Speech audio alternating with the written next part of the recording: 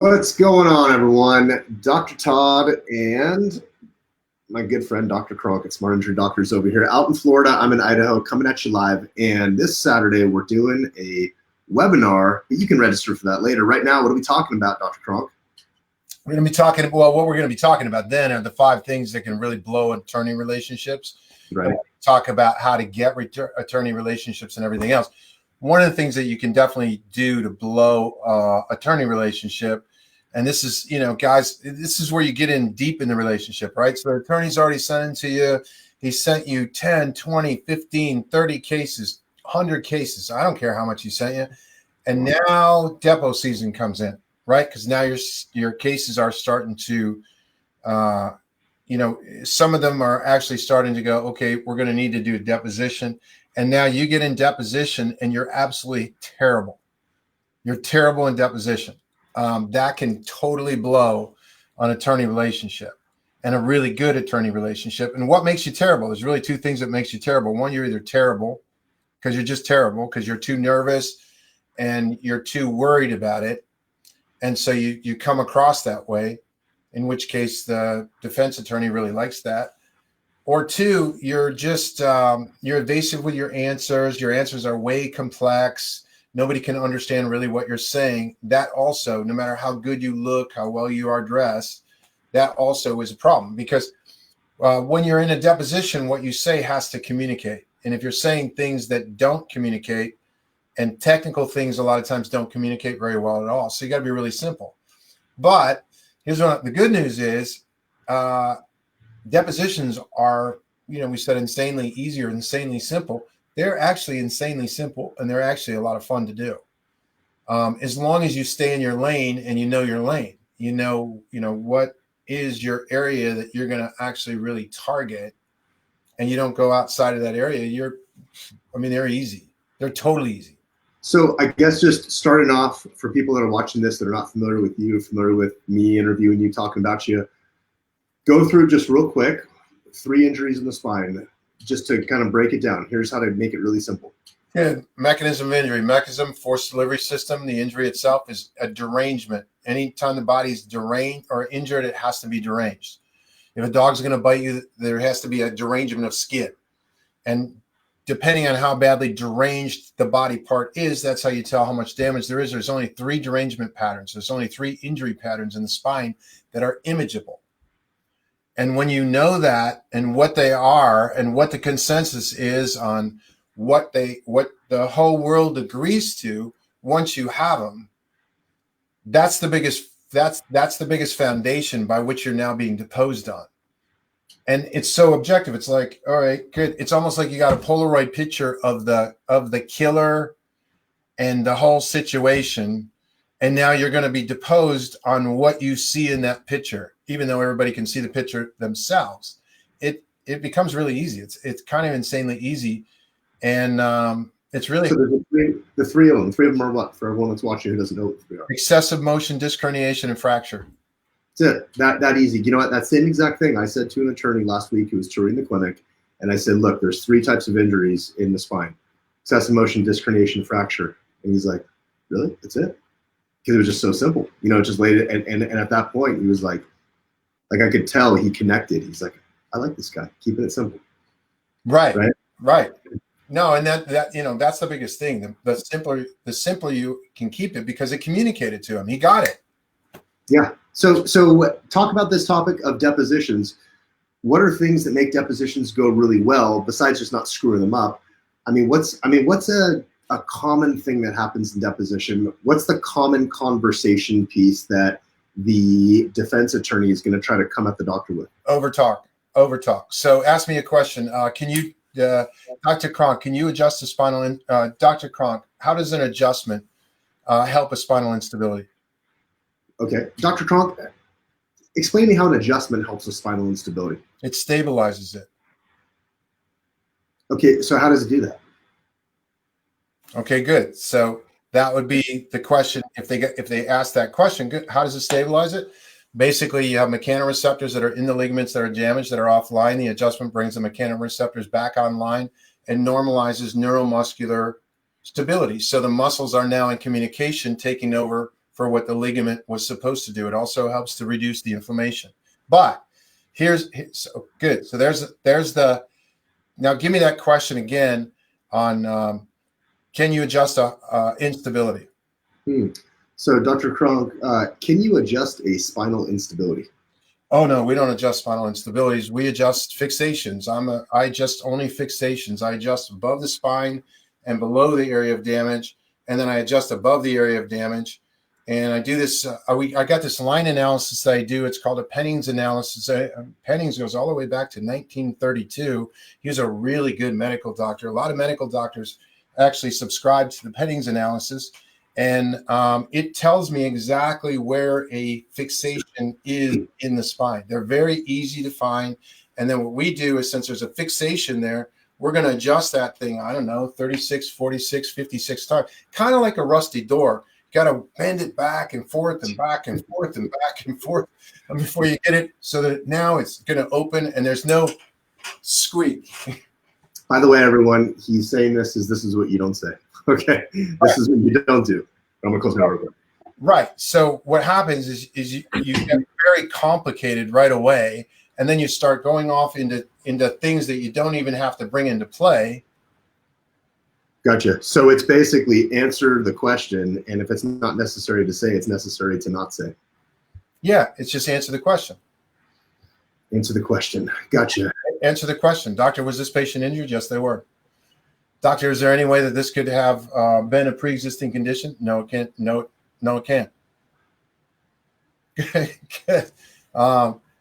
Doctor, how did you determine this injury? Well, we determined, first of all, I know the thing called mechanism of injury, which I know what the injuries look like.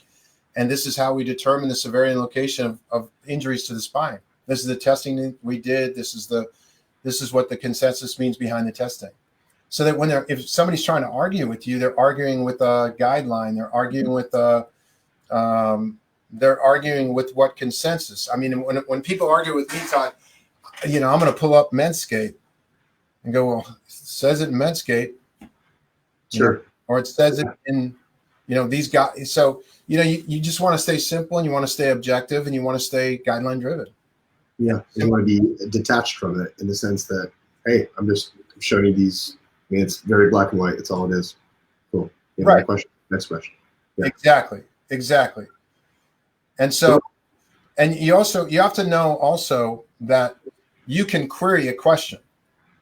So if you don't understand the question, if you want clarification on the question, because you feel like, every once in a while, really good attorneys will actually make you feel uncomfortable with questions because you're not sure how to answer that question, because you're not totally sure what the question is.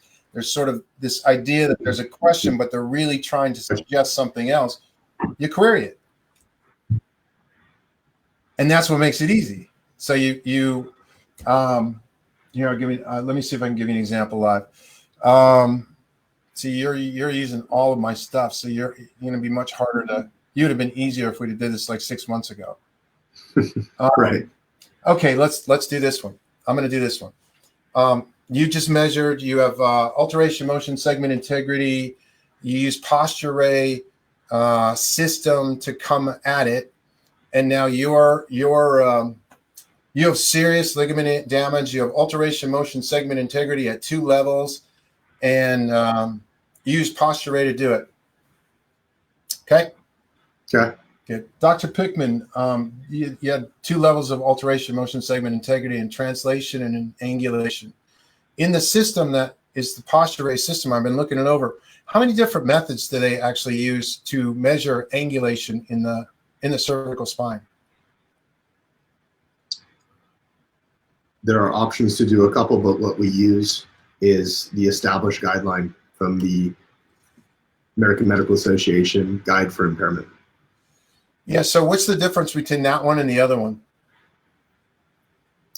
Which other one exactly? Good. All right. No, you're too good. You're too good.